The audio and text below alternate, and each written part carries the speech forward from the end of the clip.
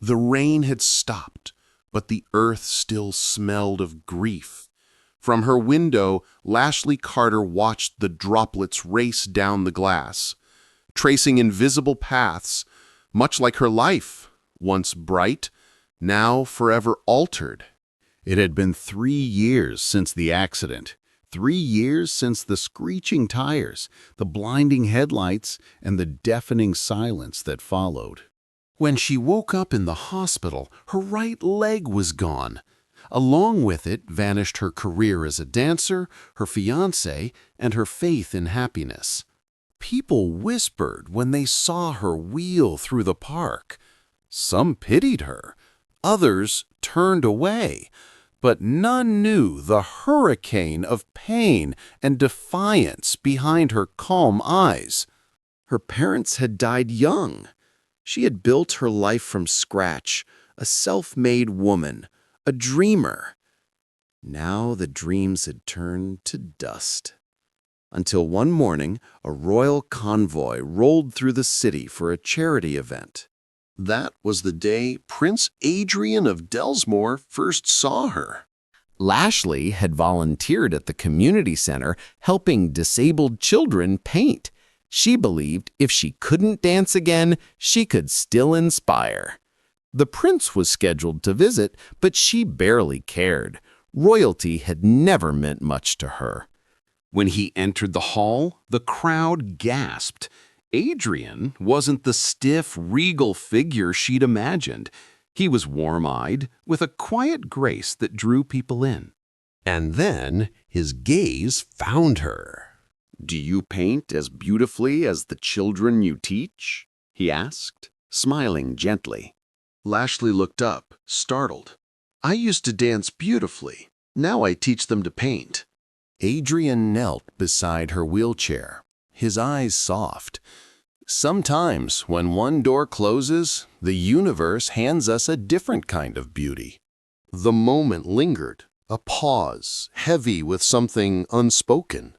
After that day, Adrian visited often, sometimes under the guise of charity work, sometimes simply to talk. He listened, he laughed. He didn't look at her chair, he looked at her soul. Weeks turned into months, and friendship ripened into something dangerous. The palace gossiped. The tabloids screamed, "Prince enchanted by disabled woman!" The queen summoned Adrian, demanding he end the foolishness. "You are the heir to a throne, not a nursemaid," she snapped. "That woman is beneath your station, and her tragedy is not your destiny." But Adrian only said, "Mother, she's not a tragedy. She's a miracle." Rumors darkened further. Some claimed Lashly had bewitched him, that she used black magic to cloud his mind. In the marketplace, people crossed themselves when she passed. It broke her heart, not for herself, but for him. "I don't want to ruin you," she told Adrian one evening by the lake, her voice trembling. "They'll destroy you for loving me." He took her hand, his eyes blazing. "Then let them. I would rather lose a crown than lose the one person who makes me feel human." Tears welled in her eyes. For the first time since the accident, she felt alive again, loved. But happiness is fragile in royal courts. Behind gilded walls lurked jealousy and deceit. Lady Mirabelle, a high-ranking courtier long obsessed with Adrian, couldn't bear to see him with a crippled commoner. She devised a cruel scheme.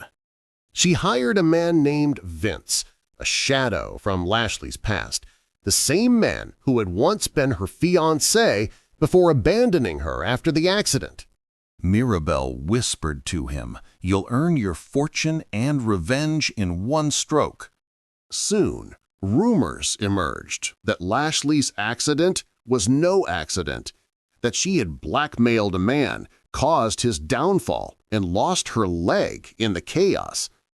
Documents, fabricated by Mirabel, surfaced, linking Lashly to fraud and scandal. The Queen seized the chance to act.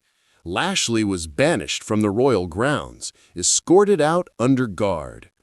Adrian, away on a diplomatic mission, returned to find the woman he loved disgraced and gone. He stormed into the throne room. "Where is she?" he demanded. "She has left your life," the Queen said coldly. "You'll thank me when you see the truth."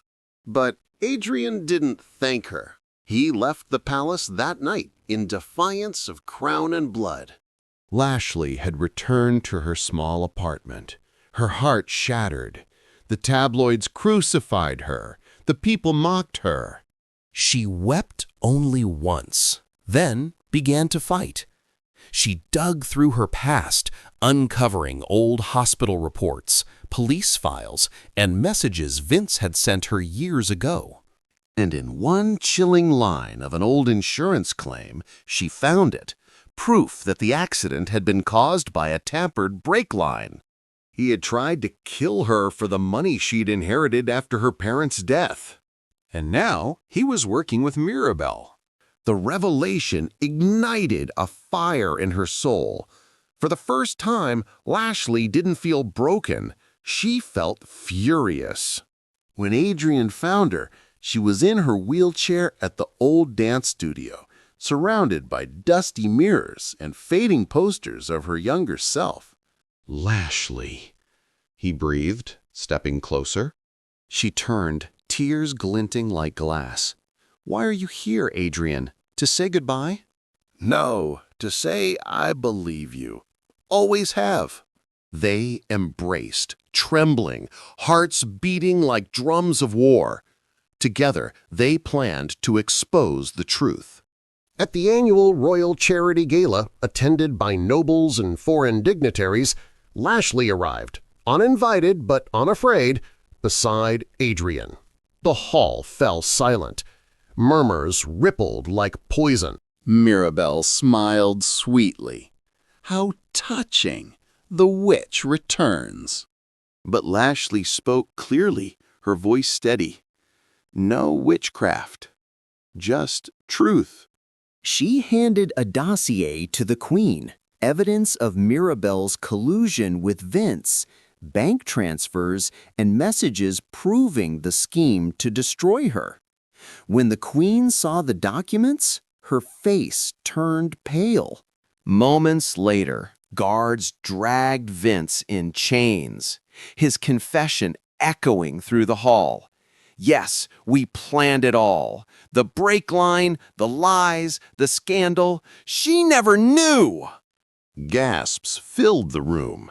Adrian took Lashly's hand and turned to the Queen.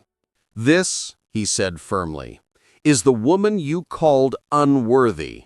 Yet she stands taller in her chair than anyone in this room." The Queen's eyes softened, perhaps for the first time in years. Months passed.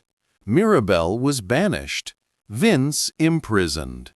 The scandal faded, but the story of the woman on the wheelchair who won a prince's heart became legend. At the royal garden, beneath the glow of twilight, Adrian knelt, not as a prince, but as a man. "Lashly Carter," he said, voice trembling with emotion.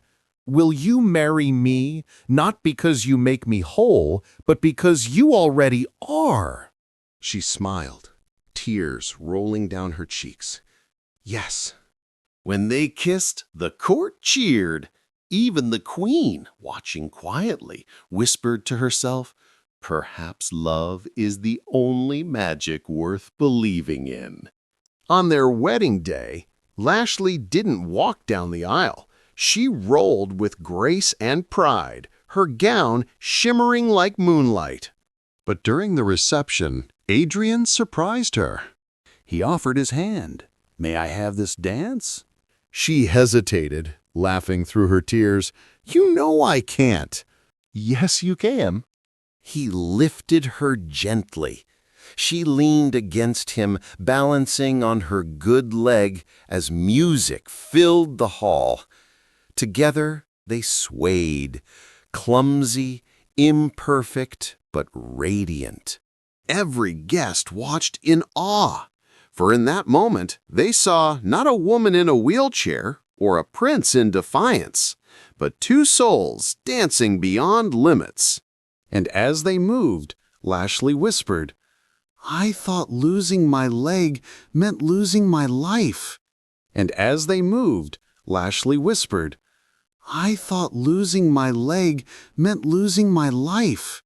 Adrian kissed her forehead. You didn't lose it, you just found where it truly begins. Moral lesson: true love isn't bound by perfection. It is forged in pain, tested by truth, and crowned by trust.